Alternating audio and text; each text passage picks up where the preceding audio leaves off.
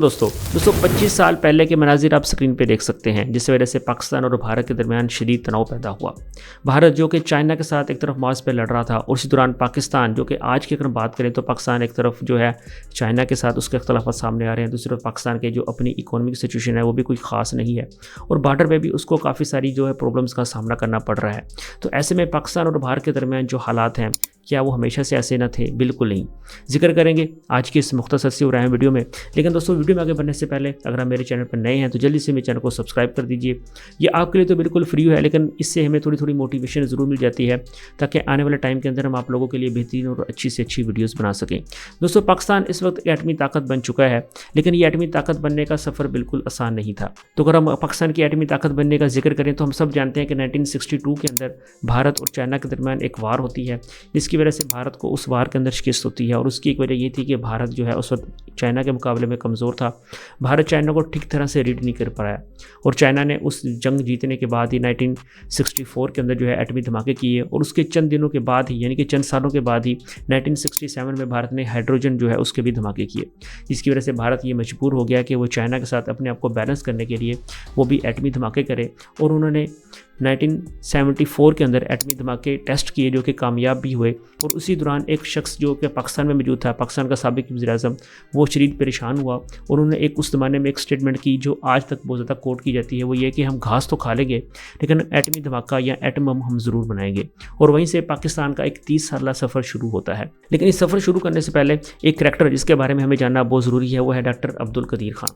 Doctor Abdul Qadeer Khan के बारे में अगर जिक्र करें तो इनके ऊपर कंप्लीट एक मूवी बन सकती है, लेकिन पाकिस्तान में तो खैर मूवीज़ बनाने का रवाज ही नहीं है, तो इस टॉपिक को फिर कभी बात करेंगे। डॉक्टर अब्दुल कदीर खान भोपाल में पैदा हुए, और वो भारत में जब पैदा हुए तो हम सब जानते हैं 1947 में पार्टीशन हुई, और उसी पार्टीशन के बाद जहाँ पे बहुत सारी फैमिलीज़ पाकिस्तान से भारत शिफ्ट हुई और भारत से पाकिस्तान आई, वहीं पे अब्दुल कदीर खान की फैमिली भी भारत से पाकिस्तान शिफ्ट हुई।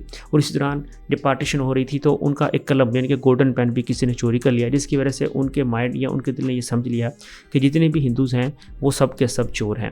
इसके कुछ अर्से बाद ही वो बर्लिन शिफ्ट हो जाते हैं, वहाँ जाके अपनी तलीम हासिल करते हैं, और वहाँ के लोकल लड़की यानी कि डच गर्ल से वो शादी कर लेते हैं। क्योंकि वो गर्ल मुकामी होती है, इसकी वजह से उनको वहाँ के मुकामी एफडीओ कंपनी में जो है सिक्योरिटी क्लियरेंस मिल जाती है। ये एफडीओ वो कंपनी होती है जो कि सेंट्रीफ्यूजेस को बनाती थी यूरेनियम से अलग करने के लिए, न्यूक्लियर डिवाइसेस बनाने के लिए। डॉक्टर अब्दुल कदीर खान को सिक्योरिटी मिलने के बाद वो इस कदर उनको पावर वहाँ पे मिल चुकी थी कि वो आज़ादाना वहाँ पे बगैर किसी सिक्योरिटी क्लियरेंस के न्यूक्लियर कन्वेंशंस में जाते थे, वहाँ जाके वेंडर से बात करते थे। और इसी दौरान क्योंकि वो जर्मन थे, उनको डच अच्छी तरह आती थी, तो उनको न्यूक्लियर जो टेस्ट वगैरह करते थे उसके लिए उनको ट्रांसलेटर की वहाँ पर जॉब मिल गई। लेकिन इसी दौरान 1971 के अंदर पाकिस्तान में जो है एक वार होती है पाकिस्तान और इंडिया की, जिसकी वजह से पाकिस्तान का मशरकी पाकिस्तान जो कि आज के देश में बांग्लादेश है, वो पाकिस्तान से अलहदा हो जाता है, जिसका इम्पैक्ट अब्दुल कदीर खान की ज़िंदगी पर बहुत ज़्यादा पड़ता है। वो पाकिस्तान वापस आते हैं और जुल्फ़िकार अली भुट्टो को वो एक लेटर लिखते हैं, जिसमें वो कहते हैं कि वो एटम बम बनाने में इनकी गवर्नमेंट की मदद कर सकते हैं। वो दोबारा वहाँ पे डच यानी कि नीदरलैंड जाते हैं, वहाँ जाके वो सेंट्रीफ्यूजेस की फ़ोटोज़ लेते हैं, उनके ब्लूप्रिंट्स लेते हैं, और कुछ ज़रूरी सामान लेकर वो पाकिस्तान आ जाते हैं।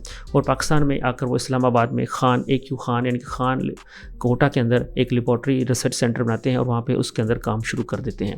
लेकिन इसके चंद अरसे बाद ही डच अथॉरिटी को ये मालूम होता है कि डॉक्टर अब्दुल कदीर खान इस तरह की एक्टिविज़म में इन्वॉल्व हैं, तो वो CIA को भी इन्फॉर्म करने की कोशिश करते हैं, लेकिन CIA भी कोई ख़ास एक्शन नहीं लेता। इसकी वजह ये थी कि पाकिस्तान दोनों तरफ या दोनों महाज के ऊपर बहुत अच्छा उस वक्त प्ले कर रहा था।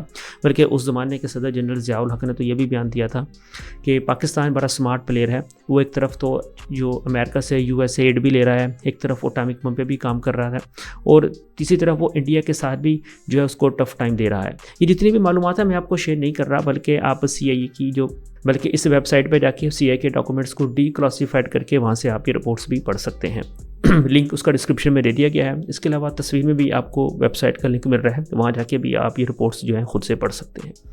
डॉक्टर अब्दुल कदीर खान को जब मुकम्मल अथॉरिटी मिल गई तो कहा जाता है उनको, जब ये खान रिसर्च सेंटर में वो काम कर रहे थे, उनको बहुत ज़्यादा अथॉरिटीज़ मिली हुई थी, और इस अथॉरिटी का बेदरख इस्तेमाल भी वो करते थे।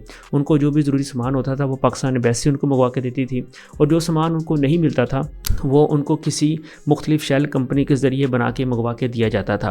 लेकिन अब्दुल कदीर खान के ऊपर ये इल्ज़ाम भी लगता है कि उन्होंने एटम बम बनाने में न सिर्फ पाकिस्तान बल्कि UAE, कतर, UAE, जनूबी कोरिया और लीबिया की भी मदद की, उसकी ईरान की भी मदद की और उन्होंने वहाँ से भी काफ़ी सारे जो है पैसे कमाए हैं। लेकिन इल्ज़ाम किस हद तक ठीक है, इसकी तहकीकात तो शायद ही कभी हो सकेंगी। फिर साल आता है 1998 और ये वो बड़ा ही इंपॉर्टेंट साल था क्योंकि इस साल के अंदर जो है 11 मई 1998 को इंडिया ने धमाके किए और उसके चंद दिनों के बाद ही यानी कि 27 मई को 1998 को पाकिस्तान ने भी एटमी धमाके करके पूरी दुनिया को हैरान कर दिया। पाकिस्तान के ऊपर इल्ज़ाम तो लगता रहा है कि पाकिस्तान काफ़ी अरसे से ये धमाके करने जा रहे थे और पाकिस्तान ने चागे के मुकाम को चुना क्योंकि वो एक हार्ड रॉक से बना हुआ पहाड़ था और वो एटमी धमाका जो कि होता है वो उसकी बर्दाश्त करने की उस सलाहियत को भी रखता था।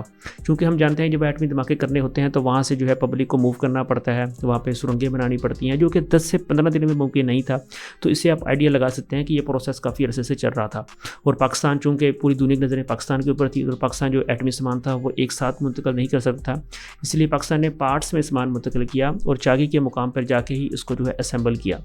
और फिर पाकिस्तान ने जो है इंडिया के 5 धमाकों के मुकाबले में 6 धमाके करके इंडिया को मुंह तोड़ जवाब दिया। जब पाकिस्तान ने एटमी धमाके किए तो पाकिस्तान ने ये जवाब दिया कि एक्चुअली ये धमाके हमने इंडिया की वजह से किए हैं ताकि हम इंडिया को जो है अपने आप को बैलेंस कर सकें। अगर इंडिया धमाके ना करता तो शायद हम भी धमाके ना करते, लेकिन इंडिया का भी यही कहना है कि उन्होंने अपने आप को चाइना के मुकाबले में बैलेंस करने के लिए जो है एटमी धमाके किए थे। दोस्तों इस वक्त जनूबी एशिया की बात करें तो पूरा जनूबी एशिया दुनिया का इस वक्त सबसे जो है एटॉमिक जोन बन चुका है। यहाँ पे तकरीबन 3 ममालिक यानी कि पाकिस्तान, इंडिया और चाइना के पास एटमी जो है बम मौजूद हैं और जो कि एक दूसरे के मुकाबले में ज़्यादा से ज़्यादा शिद्दत भी रखते हैं।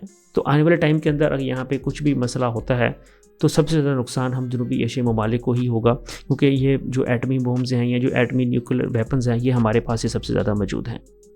तो ये थी आज की मुख्तसर सी बनाया वीडियो और उम्मीद करता हूँ ये मेरी वीडियो आपको पसंद आई होगी। मज़ीद इस तरह की वीडियोज़ जानने के लिए मेरे चैनल को सब्सक्राइब कीजिए। मिलते हैं फिर अगली किसी वीडियो में। अस्सलाम वालेकुम व रहमतुल्लाह।